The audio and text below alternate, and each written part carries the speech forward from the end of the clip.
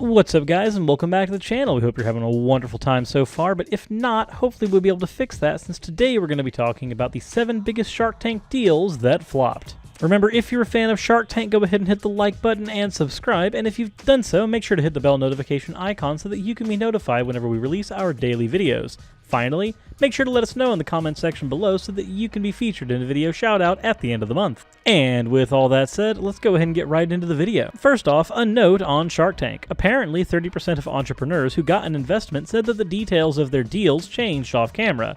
That's weird, and Forbes also looked at what the Sharks did to change their deals after the episodes. Apparently, Mark, who closes more deals than any other investor, changed his on-air deals about 25% of the time.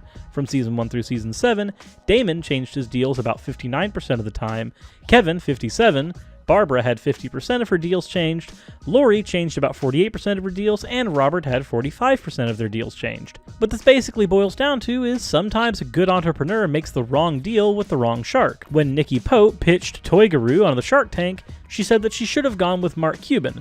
Robert was shaking my hand as Mark was meeting his offer. It all happened so fast that they had no time to think. I've heard nothing but great things about Mark from other people that he's invested in, but hindsight is 20/20. So with that preface out of the way, let's go ahead and get right into it. Number 1, Sweet Balls. Cole, did you have a product in this kind of retail environment before?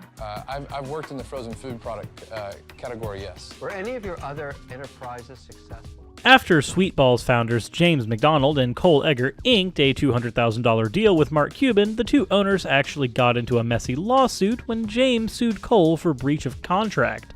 Later, on the company's official website, sweetballs.net, they began redirecting to cakeballs.net, a site that Cole controlled. James subsequently filed a restraining order against his former business partner. James McDonald and Cole Egger pitched their bake sale company, Sweet Balls, to the Sharks in 2013. That was during the height of the cake ball madness. Mark Cuban gave the duo $250,000 for 25% of their company, but the madness only ensued after the show permitted. McDonald wound up suing Edgar for breach of conduct, and Egger then got control of the Sweet Balls domain name and redirected it to a site promoting a renamed version of the product called Cake Balls. A few years later, and an alleged restraining order later, you can now visit sweetballs.com, owned by McDonald. Doesn't it suck when your bake sale company ends up turning into a $1,000 lawsuit, as well as a restraining order? I remember that happening when I was a kid. Except I didn't, because that's not a thing that happens in the real world normally. That's actually just weird. Anyways, moving on to one that's maybe a little less insane. Number 2, Toy Guru. Nikki, walk us through your business model. How do you make money? All of our members obviously pay a monthly membership fee. We have plans that start at $35 a month, and they go all the way up to $89 a month. Though the company, branded as the Netflix of toys, got a $200,000 investment from both Kevin O'Leary and Mark Cuban, Toy Guru filed for bankruptcy just 1 year after appearing on Shark Tank. Great concept, but it proved unable to execute. I'm not even sure how a Netflix of toys would even function. Toys, unlike movies, tend to have a lot more wear and tear on them whenever kids are playing with them, so having toys shipped to your house and then sent back the same way that Netflix used to do in the beginning seems like it would just lead to a lot of broken toys, thus costing customers a whole lot more than the initial starting price. Just all in all, a very untenable solution to a really non-existent problem. Number 3, Body Jack.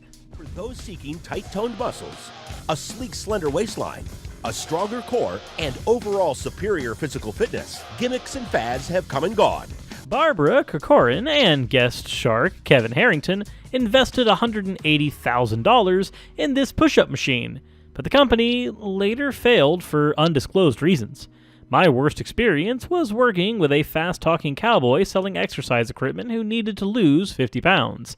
At least, that's what Barbara said when they were talking about the Body Jack. He said instead of losing 50 pounds, he lost them $50,000. It seems really weird that you might need a push-up machine, considering that you can just do push-ups by hopping on the ground and, doing push-ups. And that would be what most people would do in these circumstances. They would just do the exercise that's asked of them, instead of trying to spend hundreds of thousands of dollars on exercise equipment that'll let you do exactly what you can do at any other point in time. I mean, it's not the same thing as having a treadmill. A treadmill actively keeps you from going outside, so there's at least some merit in it. You can watch some Netflix while working on your treadmill. But when it comes to something like the body jack, you can just do push-ups indoors. Nothing is stopping you from doing that. But apparently Barbara and Kevin thought that there was some merit in this, and then lost a couple $1,000s as a result. Oh well, things like this happen. Number 4, qubits. How much of your own money have you put into this? I've invested $60,000. Of your own money? Quite frankly, I had to borrow much of it. Damon John offered Qubits owner Mark Berginger a $90,000 investment contingent on Mark getting a deal with one of the 4 major toy companies. Unfortunately, Qubits didn't interest any of the toy companies, so Mark's agreement with Damon ultimately fell through. If you've got a product that will not satisfy investors, then when you get people to invest in your product, they will not be satisfied. I know that sounds circular, but it's simply the way the world works. It might have been best if Mark had actually gotten some clout with any of the major toy companies to begin with before going on to Shark Tank. If Damon was going to make sure that he wouldn't actually invest anything until there was already some skin in the game from other major investors, then mayhap having some skin in the game from those other investors before going on to the Shark Tank would have been the best idea. Instead, he had to walk away from the Shark Tank with a chip on his shoulder to see if he could actually get some investment from the major toy companies. The pressure from that is already not a great thing to deal with, but having to actually deal with the fallout of not being able to get those deals means that your pride and joy will ultimately all come falling down. It sucks, but it's definitely a lesson in being prepared. Number 5, you smell soap. Hi, my name is Megan Cummins. My company is You Smell, and I'm seeking a $55,000 investment. You Smell is a new luxury soap brand that's a breath of fresh air in an oftentimes snooty market. After Megan Cummins pitched her luxury soap company to the Sharks, she walked away with an investment from Robert Huryevac. But Megan's business relationship with Robert soon went south, and the two later parted ways. I should have gone with Mark Cuban. Robert was shaking my hands as Mark was meeting his offer. It all happened so fast, and I had no time to think. I've heard nothing but great things about Mark from other people that he's invested in. Hindsight is 2020. The aftermath of Megan Cuban's appearance on the Shark Tank had us asking, deal or no deal? She'd come up with the idea for You Smell Soap in college, and was looking for a shark to help her bring it to life. After fielding multiple offers, she ended up with Robert Huryevac, but that's just what we saw on TV. Megan reports that she attempted to contact her investor for 6 months, while Huryevac claims that he slightly adjusted the contract to Cummins.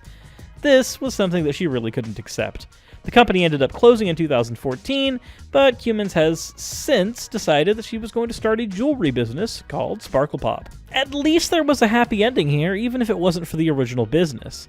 At least she managed to start her own business in another field. It does suck, though, that she wasn't able to get any extra funding or attention from Huryevac, but, like she said, maybe she should have just gone with Mark Cuban instead. Hindsight is, after all, 2020. Number 6, show no towels. There are over 1,000 water parks in the United States. I figure if I can get at least 50 of them, and I know I can, if I can get at least 50 of them, to sell 20 towels a day. After Shelley Ayler pitched her towel poncho to the Sharks, she walked away with a deal from Lori Greener. Sadly, though, things quickly fell apart off camera, and the company later had to close after a few years in business. She said that my Shark Tank deal with Lori Greener turned out to be crap. I once cursed my shark partner for kicking me to the curb, but now I do actually kind of thank her. She taught me so much more than she thought she did, and none of it was about business. I mean, this really is a lot like having a parent kick you out. You end up learning a lot about the real world, not from your parent, but because you had no other choice. It's sad, but sometimes that is the way life is. Number 7, grinds. Our product, Grinds coffee pouches, are filled with freshly ground coffee that's then flavored and supplemented with B vitamins and other important nutrients to keep you bright and alert. What do you get when you combine college kids, cram week, and coffee grinds?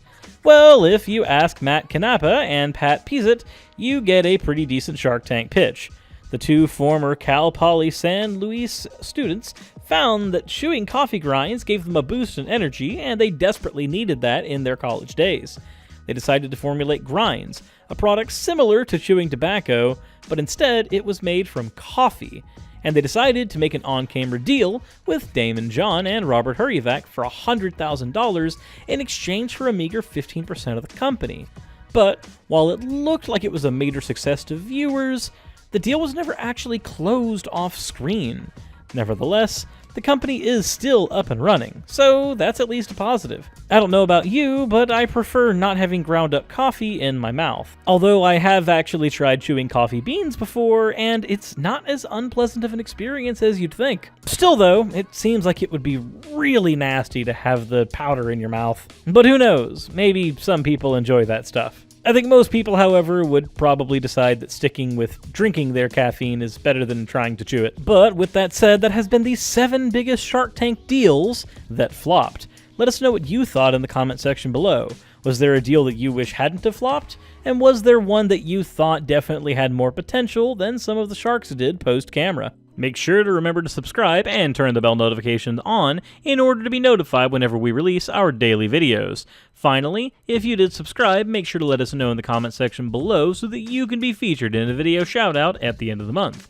With all that said, we hope you enjoyed the video, and we will see you in the next one.